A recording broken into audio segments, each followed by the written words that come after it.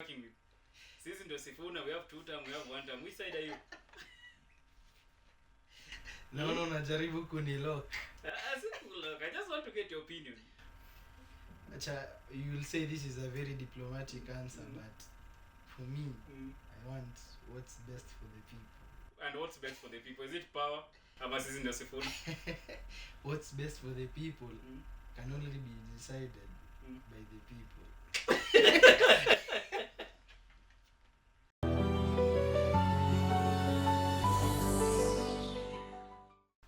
So, ladies and gentlemen, welcome back to MyHashtag TV. And kama kawaida, unajua every time nikuwaletea mtu. Mua nimefanya research, my friend. So leo ni kumoto. I have one and only Mr. Jeremy Amimo, the outgoing Secretary General, Daystar University. Uko kwa mababi huko, see you when. So Mr. Jerry, karibu sana. Thank you very much. Kindly just introduce yourself. Just maybe there's something that sijasema nilikuwa nataka watu wasikie. You know, you mentioned Daystar ni kwa mababi, but I want to debunk some myths. Daystar University is actually just a university like any other. Kuna mababi na kuna sisi makomre. So I see the game you're trying to play, but it's okay. Anajifanya mhambo. So my name is Jerry Amimo George Ambuche. Many people know me as the man with 4 names. My constituents wananijua kama Jaga. So yes, that's just an acronym for all my names. Okay. So yes, I am currently serving as the Daystar University Students Association Secretary General. Yes, but the elections are around the corner, so I won't take it to term. No, I'm finishing school, so unlike some people, I won't hold on to. Unaweza rudi uanze kufanya another law degree there no. Tuliona watu wengine walifanya actual wakafanya law. That was their academic pursuit, but mine is different. Okay. And hopefully kila mtu njia yake, we meet there in front. So currently what are you doing at Daystar? Which course are you passing? I'm currently actually in my last semester as a student of the law. I am pursuing a Bachelor of Laws degree. Yes, and I'm finishing up. So you are the Secretary General, you are doing law. So you are Sifuna in short. Mimi ndio Sifuna huko Daystar. Anyway, so all in all, kwanza uko kadi? Mimi niko kadi. So something's funny when you talk about Moso Gen Z. Do you think Gen Z just there has to be a hashtag for them to come out to do something? Hashtag 2024 bill, there was a hashtag. Now tuko na hashtag tuko kadi. Do you think Gen Z there has to be a hashtag for them to come out? That is a good question. Why? As you notice throughout the history of politics, you know, they usually say history repeats itself, but according to Voltaire, he said it is not history which repeats itself, but it is man. You can ask me why I say this, but just look at it. In every huge mobilization activity, we can even start from Kibaki's first bid. You notice that there has to be a catchy slogan for watu waanguke na. So hiyo si ilikuwa Kibaki tosha. Yeah, Raila. So what has happened right now is that these slogans which are meant for mass mobilization have just become online. It is not that we are relying on hashtags. So if I were to be a presidential aspirant and nione these Gen Z people, they are really against me. So the best thing I can do for 3 days nizime to Twitter. There's no Twitter, there's no hashtag. People would come out to vote. But you know, most of the Gen Z. For Gen Z, especially in Kenya, utazima Twitter, they go to Instagram. They have just their own ways of meeting online. Okay. So anyway, that's just a by the way. So basically, when you now talk about the leadership, when you come back to leadership, Do you think you have gained anything by being the Secretary General of Daystar in relation to your dreams, what were to your ambitions in future? Okay, we can start with my track record. My track record in leadership actually doesn't start from Daystar University. In my primary school, I served as a head boy. In secondary, I started as a prefect, rose through the ranks to captain. Okay. And then even here in Daystar University, it is only the first year when I was still studying things. You are ulikuwa mono. In second year, I started my leadership journey by clubs. I was the chair of the International Law Commission of the Daystar Model United Nations. I became the Deputy Secretary General of the same society. And I also became a Congress representative of the School of Law. So now that is what in other universities might term it as a delegate. Yes, yes. Then after becoming a delegate, I said, he can seal. Mbona sisi tusiingie? So I vied for Secretary General and I also got it. So my shape up in leadership is not the result of this past year. It's actually something that has been very continuing and it is on the long term. And yes, holding these leadership positions under these capacities has helped me learn a lot about how people think, how you should execute things, and sometimes it is not your will but the will of the people you are leading. Do you have goons? You know, some people may call it goons, but I have close associates. Potato. So in short, you have goons. Close associates. So do you think the leadership of university leadership, do you think you guys are being used, or used is a bad word? Yes. Let me say, are you significant in the national politics as university leaders? So I will start by answering. That is a question that you can't really say yes. Can you be used to mobilize students to come for a rally, or are you being used to, like, have you ever heard such? Because we know some university, I want to mention names, then their leaders are used to mobilize students maybe to come out during rallies, during, such kind of things. Those things, they may have happened, they may still be happening, but also it kind of depends what leader you are, and somebody can't just come and tell you to mobilize if you don't have past history. So you see, somebody who's mobilizing people, not goons for okay. I know what you're trying to do, but anyway, it's okay. For politicians, you'll find that more often than not, this politician has ever supported maybe them during campaigns. That's why they feel like they have a real stake that you should, next time to scratch my back also. So like it's not everyone, but I admit there are some people. No, like they start believe it's in Machakos County. Yes, and here in Hali. And here around Kilimani here around. So basically, so let me talk about main campus in Machakos. So no leader in Machakos has approached you to mobilize some people for them?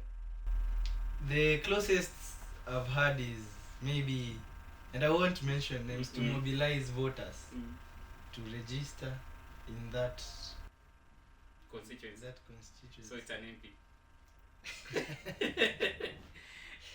Anyway, so it might be a governor, because anything might happen. I'm seeing your games.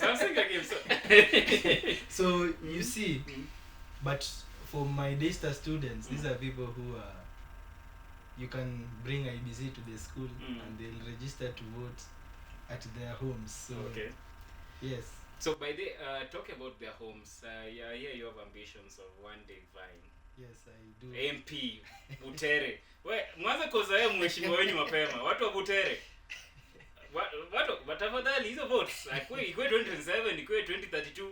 Watu wa Butere zoea mheshimiwa mapema. So you have ambitions. Yes. And I hear you are eyeing the MP seat for Butere. Could be next year, could be 2032. Yes. Why are you doing that? That comes from a historical overview of my growing up. Yes, I might admit that I did not grow up in Butere. I actually grew up in Kisumu and came to Nairobi for education and also higher education. But every time I visit the place, I am usually astounded because this is a place with a huge potential for a very viable workforce, as in there's human resource there, but you find that this human resource doesn't actually materialize to become such because of blank spaces here and there. One can be noted through education. As much as the area I come from has a lot of schools, I really don't get why most of my peers, you will hear they dropped out in class 4, But class is 5. it not easier for you to advise the current AP is Mwale? Yes. Is it not easier to advise Mwale, bwana, this one you're messing up, this is the way it should be done?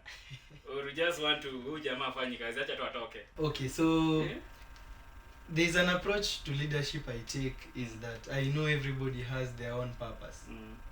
You might say he's not doing well in as far as that is concerned, but there are some other initiatives that he has been able to do, like now the actual materialization of bursaries around bringing electricity to homes. So Mwale is doing that. Yes, but you find that every leader has their own priority. So how are you going to? I'm assuming this is the second term for Mwale. Yes. He could be going the third and the fourth. How are you going to remove someone you are already campaigning for? I'm not campaigning. I'm just But saying. you have accepted that he's working. No, he's working in other aspects. Okay. And in other aspects, there are blank spaces. I've never heard this. Where So you're it campaigning for it the, is not for the campaigning. opponent, yeah? It is not campaigning for the opponent, Mm. but rather, you know, we are used to this politics such that you only have bad things to say about your opponent. Yeah. But for me, where credit is due, You I give. must give it.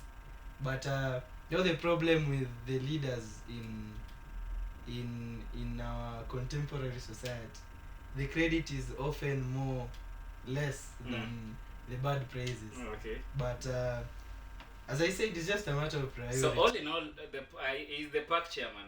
Yes, Yeah. yes. Park chairman Mwale, your opponent amesema kuna kazi unafanya, so big up, kudos. So maybe umwachie 2032 ende governor yeye because he's campaigning for you. So anyway. Na uwezi jua kama tumepanga.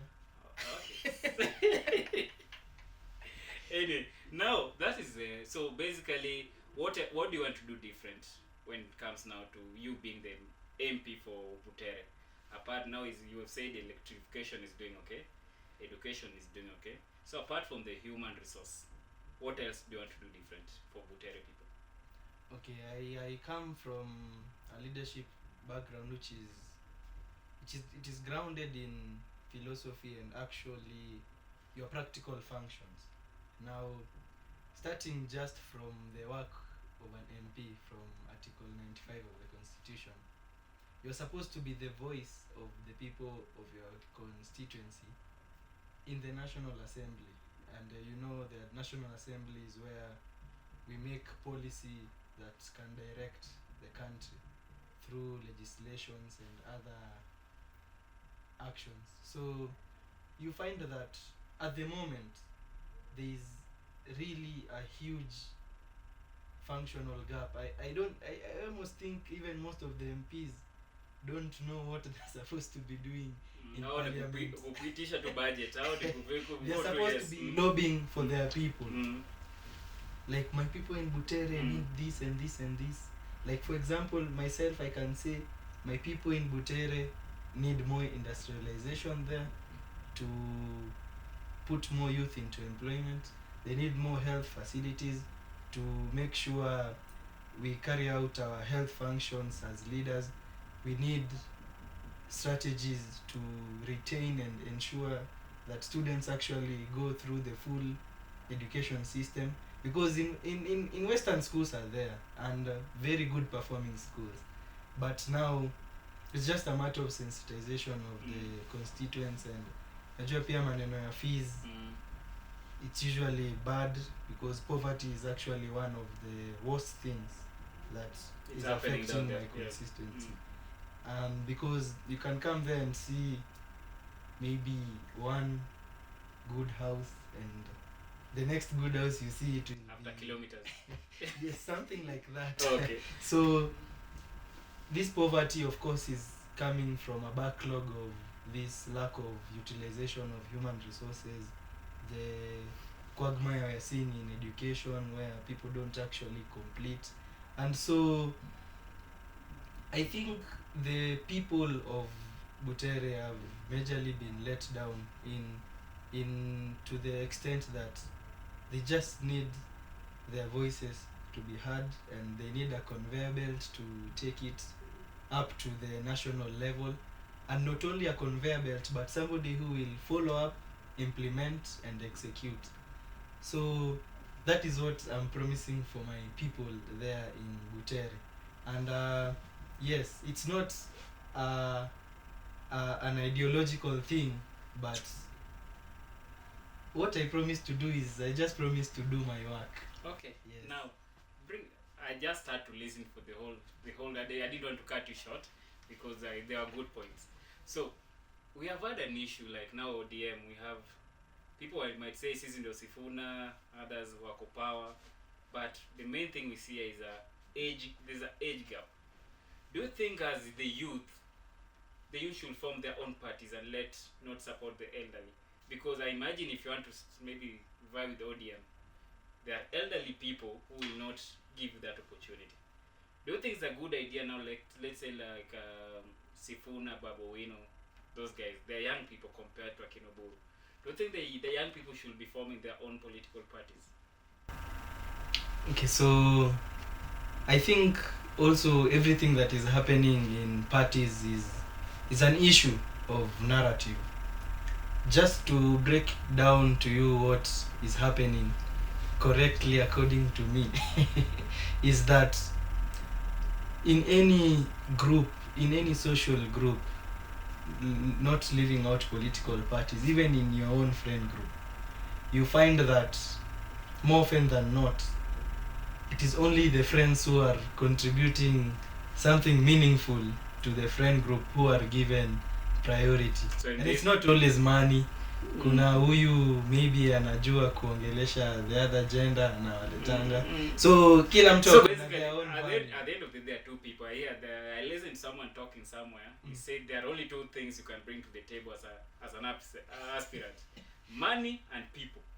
Yes. So if you're not bringing those two, so you'll find that a youth, maybe the older person has seen, he might not help me. So you see, what reaches the ground is a narrative issue that these elderly people, they are, but nobody is actually refusing that the youth can form their own political. So going into Butere for political party as a member of parliament, which party do you see yourself joining? You know, my philosophy even in university politics has always been create the most value. Wacha wao wakutafute. Okay. So ODM wakutafute ama DAP wakutafute. You create value. Nitafuta na the best deal. Utauza watu wa Butere. Sitauza, but you should always strive to create value. I see most youth, and I've been in that bracket for some time. As much as yes, there is this patronizing attitude which is fraught and is repleting the Kenyan political scene. Politics is not maybe a game where I go to maybe the ODM party leader right now and I say I want MP Butere. You know, I'm just somebody coming out of the blue. Yeah. I have shown no value using the metrics you've shown. People and money. You have no track record. So even if it were you, will you hire somebody you Without a know track has done record. something, or just somebody who's appearing out of the blues? I understand that we need a new crop of leaders, but there needs to be the process. People should trust the process. But speaking about building value, in Nairobi you are a resident of Embakasi East, I understand. Yes. Do you think whatever Babu Wino is doing is building value or destroying value? What is doing with regards to what? In regards to joining Sisi Josifuna, in regards to wanting to be the party leader, you know, those kind of things. You see, people are not used to where a young person from not nowhere, but where a young person like Babu will come to want to maybe compete against Oburu Odinga to be the party leader. Whatever he's doing, do you think he's building value or the other, or the vice? Babu Wino was a comrade, is a comrade, and comrade is always right. So Babu Wino is right. He's building value. Okay. He's building more value than you can see, because his actual narrative is the same. As a leader, you just do your work. You don't have to promise people the extraordinary. Yeah, because by most people I've interacted with from Embakasi East, they say Babu is working, but I've not seen somewhere Babu is saying I'm doing this. It is people in Embakasi East who are saying this guy is working. So that's what you're talking about. Yes, these are one of the MPs that you can even call him right now, and if he's not in a position to pick, he will just text you, please text me, or can't talk right now. So this is somebody who has... So you have Babu Wino's number right now? Yes, I do. You can call him? No, I can't right now. But so, do you prefer Babu being your governor or being a member of parliament? Assuming you're still a resident of Embakasi East. Now that's a hard question, because of course Babu leaving the MP seat will leave a void, which, okay, some may term it as it cannot be filled. You know that Pep Guardiola video, we cannot replace. Yeah. This football club. We cannot replace him. We cannot. Yeah. So, but you try to look at the bigger picture at play. Having Babu as governor, of course there are people with their own reservations, their own views, and that is the beauty of democracy. Everybody has something to say. So now back to your question, it depends. Do you want me to answer that question objectively, or I use my own subjective analysis? It's open. You tell me. Do you prefer him being a member of parliament or a governor? So if I was answering it subjectively, I would prefer the honorable as a governor of Nairobi. The reason being? Because he has had a track record in the little department he has been serving as an MP. You know, for an MP, it's just as small as representation, number one. Then how is this representation actualized? The national government constituency development fund. So an MP, if I compare it to the campus politics, like a delegate. Yes, it's like a delegate.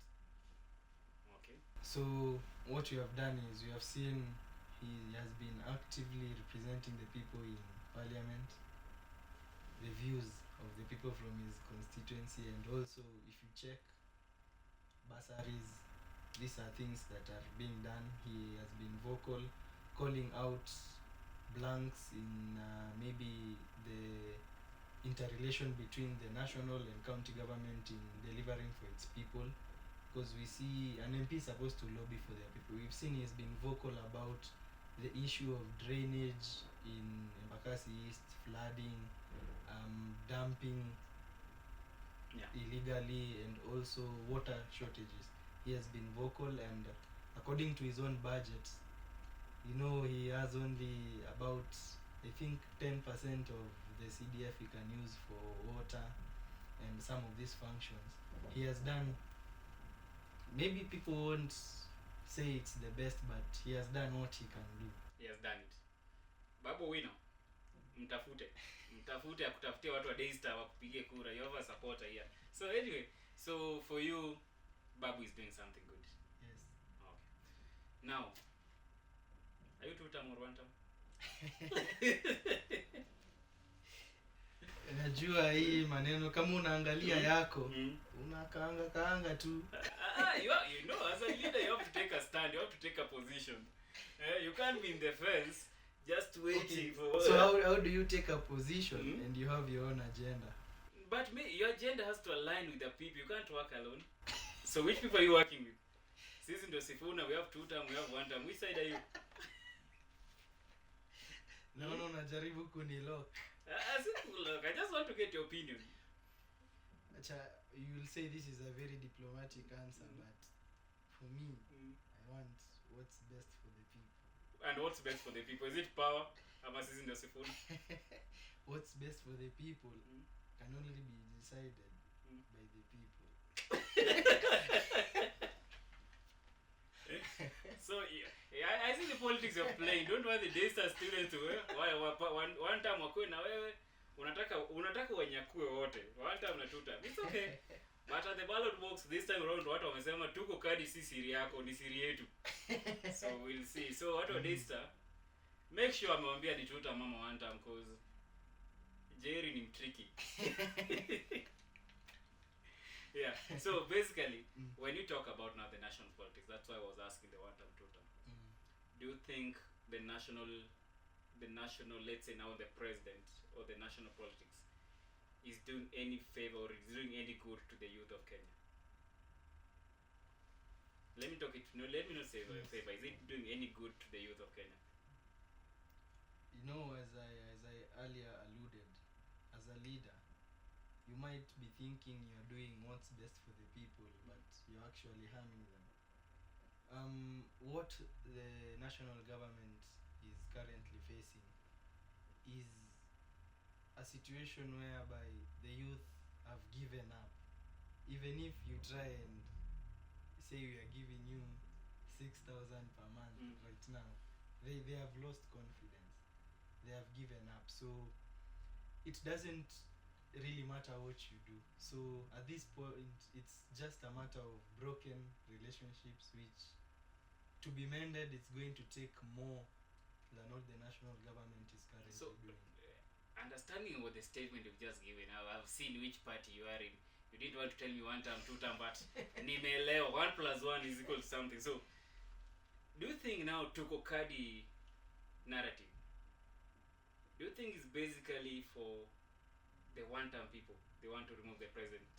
So that question actually we were discussing it with some of my close associates. You know, I don't know why you've chosen to use the word goons. But I was talking with the goons. Okay. Yeah. But you find it's that the Tukokadi movement is actually supposed to be a neutral social movement of people should just go and vote, take voters card and vote. But you see, at this point, for everybody to get political mileage, they must politicize everything and anything. So there are some certain sects, of course, if they see youth are trying to get votes, they become insecure. And there are some who are trying to claim that movement as theirs. Yeah. But it is not initially theirs. So you find that there's a scramble and petition for the movement, such that this movement, in the long run of it, you will find that it will be heavily politicized, and that was not the objective of the person.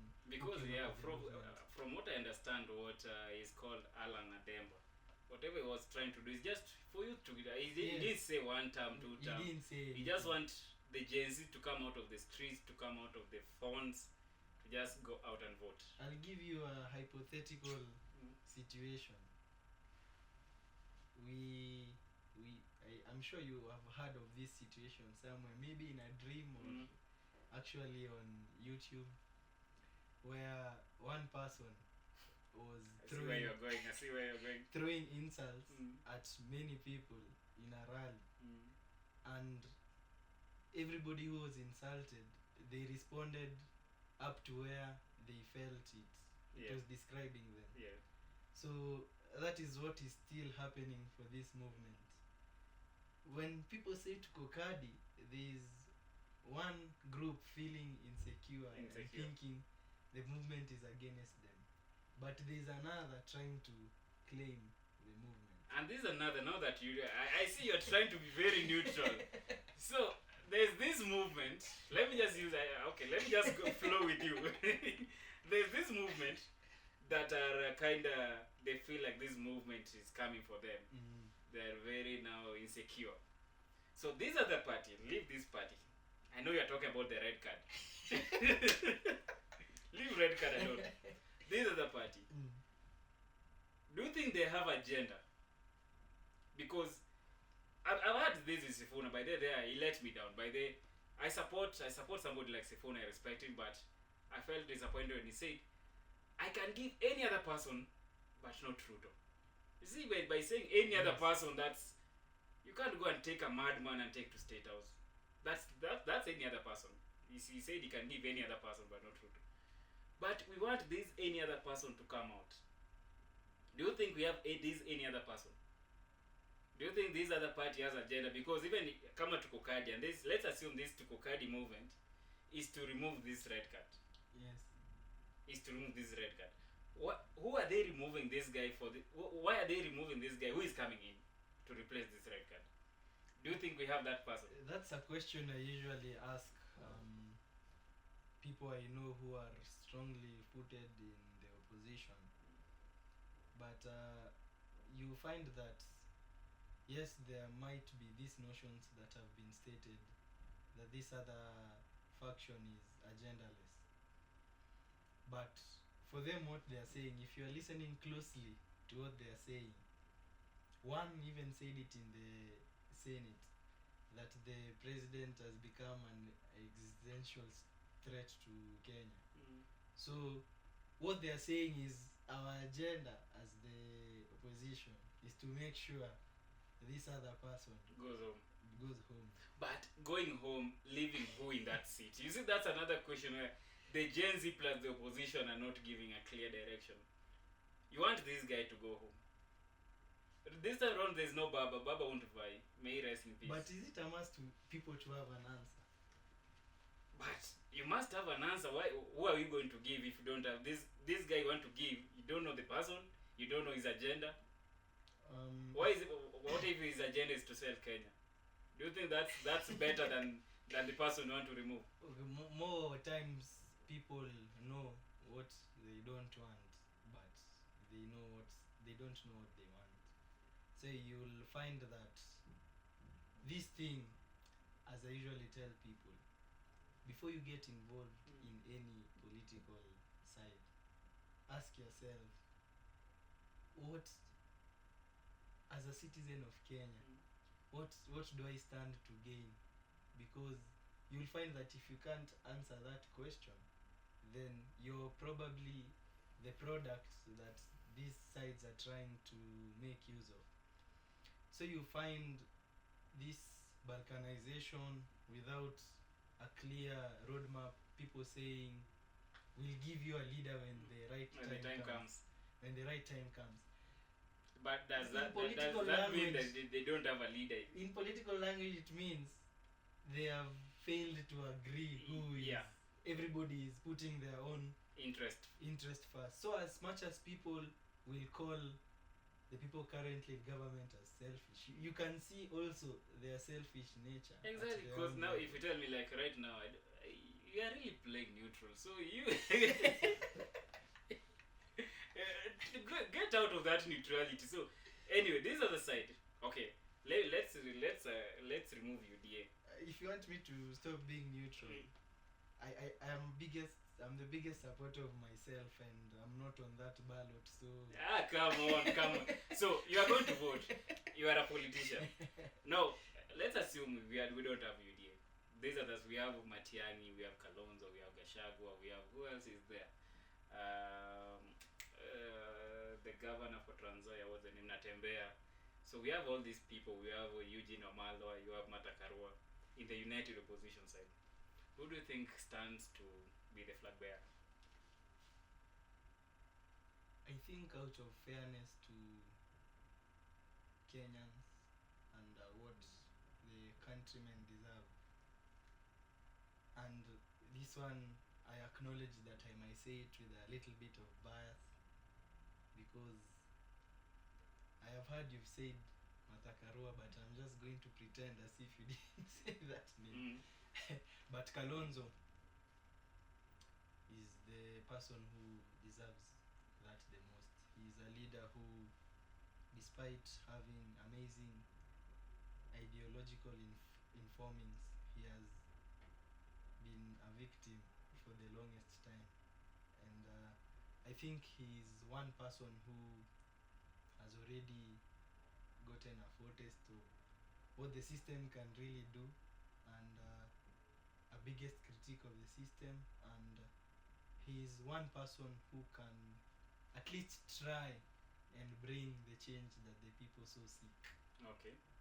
So I assume that's your candidate for 2027. No, that was me speaking objectively. I told you my candidate is not on the ballot. You are your own candidate. Okay. So thanks so much, guys. So that's been it. Just a little discussion with one and only Jeremy Amimo, a politician, and akona wits. He has really tried to play neutral, but with time we'll call him back again and tutaendelea kumkona. 2027. So watu wa Butere, anza kuzoea mheshimiwa wako mapema. Mheshimiwa Jerry Amimo. Thanks so much. Thank you. Anything as a conclusion, anything to the youth you can advise the youth? Last word.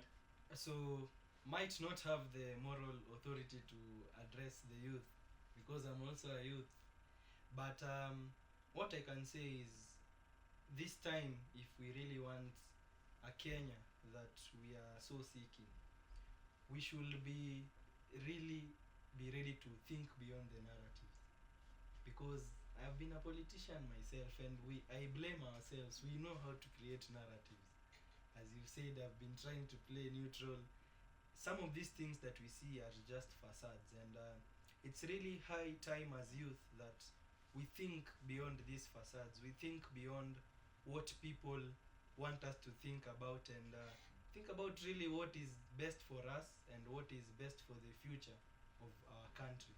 That is the parting shots I can give the youth, and yes, by now unafaa ukue kadi and ujiami, ujue katiba kidogo. Just be informed so that you can make informed decision. Thank you. Thank you, guys. Till next time.